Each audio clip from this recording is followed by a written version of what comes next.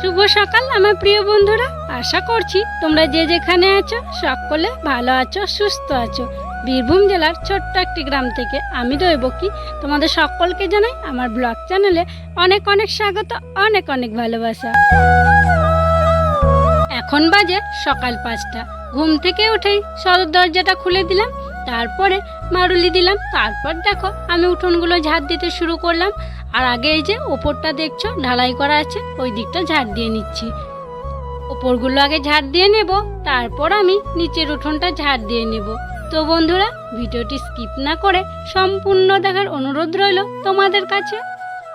আর আজকে ঝাড় দেওয়ার জন্য বড় ঝাঁটাটা নিইনি, ছোট ঝাঁটাটাকে নিয়েছি। কেন বলো তো, উঠোনগুলো ভেজা হয়ে আছে তো, আর যে বাঁশের পাতাগুলো পড়েছিল জল পাওয়ার পর না বাঁশের পাতাগুলো মাটির সাথে বসে গেছে, তো সেই জন্য বড় ঝাঁটাটা উঠবে না, সেই জন্য এই যে ছোট ঝাঁটাটাকে নিয়েছি। আর ছোট ঝাঁটা হলে কিন্তু এই যে ভিজে মাটি হলে কিন্তু খুব সহজেই সেগুলো চলে যায়, আর বড় ঝাঁটার সঙ্গে না সে মাটিগুলো যায় না, থেকে যায়, দেখতে খারাপ লাগে। সেই জন্য ছোট ঝাঁটাটাই করে ঝাড় দিয়ে নিচ্ছি। তো চলো আমার প্রিয় বন্ধুরা, ঝাড় দিতে দিতে তোমাদের সুন্দর সুন্দর কমেন্টের উত্তরগুলো দিয়ে ফেলি। করিমগঞ্জ থেকে রিমা লিখেছে, দিদি ভাই তোমার ভিডিও আমি রোজ দেখি, কতদিন তোমাকে নাম নিতে বলেছি, আমার নামটা নাও না। এই যে রিমা, আজকে তোমার নামটা নিয়ে নিলাম। আর তোমাকে অসংখ্য অসংখ্য ধন্যবাদ গো কমেন্ট করার জন্য। পরের কমেন্টটি হচ্ছে মানসী, সে লিখেছে অনুকূল ঠাকুরকে জবা ফুল দেবে না, সাদা ফুল দেবে, আর পরের ভিডিওতে আমার নামটা নেবে। এই যে মানসী দিদি ভাই, তোমার নামটা নিয়ে নিলাম। আর আমার না এগুলো জানা ছিল না, তুমি শিখিয়ে দেওয়ার জন্য তোমাকে অনেক অনেক ধন্যবাদ গো। মুর্শিদাবাদ থেকে একজন লিখেছে, তোমার ভিডিও রোজ দেখি, তুমি খুব সাধারণ, তোমার ভিডিওতে আমার মেয়ের নামটা নিও, মেয়ের নাম হচ্ছে শ্রেয়সী। এই যে শ্রেয়সী সোনা, তোমার নামটা নিয়ে নিলাম, আর তুমি অনেক অনেক বড় হও গো। তো দেখো, তোমাদের কমেন্টের উত্তর দিতে দিতে আমার কিন্তু উঠোনটা ঝাড় দেওয়া হয়ে গেল। উঠোনটা ঝাড় দেওয়ার পর গলির দিকটা ঝাড় দিয়ে নিয়েছি, রাস্তাগুলো ঝাড় দিয়ে নিয়েছি। আর এখন দেখো মুরগি দুটোকে বের করে দিচ্ছি। আর জানো বড় মুরগিটা যে কি হলো, ঠিকমতো খাচ্ছেও না। দেখো চালগুলো দিয়েছি কিন্তু বড় মুরগিটা খেতে চাইছে না, ওর শরীরটা খুবই খারাপ। বন্ধুরা, সকালবেলায় পাটের শাক বিক্রি করতে এসছে, তো দিদিকে বললাম 250 গ্রাম পাটের শাক নেওয়ার জন্য। ভালো শাক তো, পোকা লাগা নাকি গো? 10 টাকায় 300 দেন। 250 দিচ্ছি গো 10 টাকায়। আমাদের মেলা লোক, মেলা শাক লাগে। সকালের বাসি কাজ বলতে প্রায় সব কিছু হয়েই গেছে, শুধু গোবরটাই দিতে আছে। তো ভাবলাম গোবরটা স্নান করার আগেই দেব। তো দেখো, স্নান করার আগে গোবরটা আমি মাখতে শুরু করলাম। আর জানো কতগুলো আজকে গোবর জড়ো হয়েছে, দেখো মানে এতটা গোবর জড়ো হয়েছে, আমাকে আগে একটু কমিয়ে নিতে হলো হাতে করে মেখে, তারপর আমি পায়ে করে ঠাসতে শুরু করলাম। আর এতগুলো গোবর একসাথে আমি পায়ে করে ঠাসতে পারতাম না, সেই জন্য। তো চলো এখন গোবরগুলো পায়ে করে ঠেসে নরম করে নিই। আর কি বলো তো, দুদিন তো বৃষ্টি হলো, সেই জন্য বৃষ্টির জন্য গোবর দেওয়া হয়নি, সেই জন্য অনেকগুলো গোবর। তো দিদি বললে অতগুলো গোবর তুই একাই দিতে অসুবিধা হবে, তুই তাহলে মেখে দে, আমি গোবরগুলো দিয়ে দিয়েছি। তাই দেখো আমার মাখা হয়ে গেল। তারপর দিদি আগে থেকেই দিচ্ছিল, আমিও আবার দিতে শুরু করে দিলাম। আর দুজনে দিলে তাড়াতাড়িও দেওয়া হয়ে যাবে। আর আজকে 2 ননদ ভাজেই আমরা গল্প করছি আর গোবরগুলো দিয়ে দিচ্ছি। তো বন্ধুরা, আমরা তো ওদিকে গোবর দিচ্ছিলাম দিদি আর আমি, আর তখনই আমাদের ফোনে একটা মেসেজ আছে যে আমাদের নাকি ফার্স্ট পেমেন্টটা ঢুকে গেছে। তো আমি তো গোবর টোবর দেওয়া একদম বন্ধ করে দিয়েছি, এত আনন্দ এত খুশিতে। তারপরে আমি এসে বাড়ির সবাইকে জানালাম, তারপরে গোবরগুলো আবার দিলাম। তো এখন রুদ্র বাবা যাবে, ব্যাংকে যাবে, আমি তো যেতে পারবো না। তোমরা তো জানোই সংসারে আমার কত কাজ, রান্না বান্না অনেক কাজ পড়ে আছে, অনেকগুলো গোবরও দিলাম, কাপড় কাচা হয়নি এখনও, স্নান টান করবো, পুজো করবো। তো রুদ্র বাবাই যাবে টাকাটা তুলতে। তো রুদ্র বাবা টাকাটা তুলে নিয়ে আসুক, তারপরে তোমাদেরকে দেখাবো কত পেলাম আর না পেলাম। তো দেখো বন্ধুরা, রুদ্র বাবা এখন বেরিয়ে যাচ্ছে, আর এই যে ওকে ব্যাগে সব কিছু রেডি করিয়ে দিলাম। আর সব কিছুই হচ্ছে তোমাদের জন্যই। তোমরা যারা আমার নতুন বন্ধু আছো, পুরনো বন্ধু আছো, তোমাদের সকলকে অনেক অনেক ধন্যবাদ জানাই গো। তোমরা আমার পাশে না থাকলে কোনো দিনই এই দিনটা আসতো না। তো আজকে আমি অনেকটাই খুশি, তোমাদেরকে আর কি বলে বোঝাতে পারবো না। তো চলো সাবধানে যেও আর সাবধানে আসিও। দেখো বন্ধুরা, আমি রান্না বসিয়ে দিয়েছি, আর একদিকে হচ্ছে ভাত, চাল দিয়ে দিলাম এইমাত্র, আর একদিকে পাট শাক নিলাম যে সকালবেলা, পাট শাকটা বসিয়েছি। এদিকে দেখো করলা, একটু আগে না করলা বিক্রি করতে এসেছিলো সবজিওয়ালা, তো 10 টাকা করলা নিলাম 250 গ্রাম। তো করলাটাকে এখানে কেটে নিলাম, করলা ভাজা করব, পাটের শাক করব, আর এই যে পাটের শাকের তেলে দেওয়ার জন্য রসুন ছাড়াচ্ছিলাম। আর এই যে টমেটো কটা নিয়ে এসেছি, একটা তরকারি করব আলু দিয়ে, মাছ দিয়ে, টমেটো দিয়ে। এই হচ্ছে আজকের রেসিপি। আর এই দেখো উনুনটা দেখো, কালকে তো এই উনুনে রান্না হয়নি, ওই উনুনটায় রান্না করেছিলাম।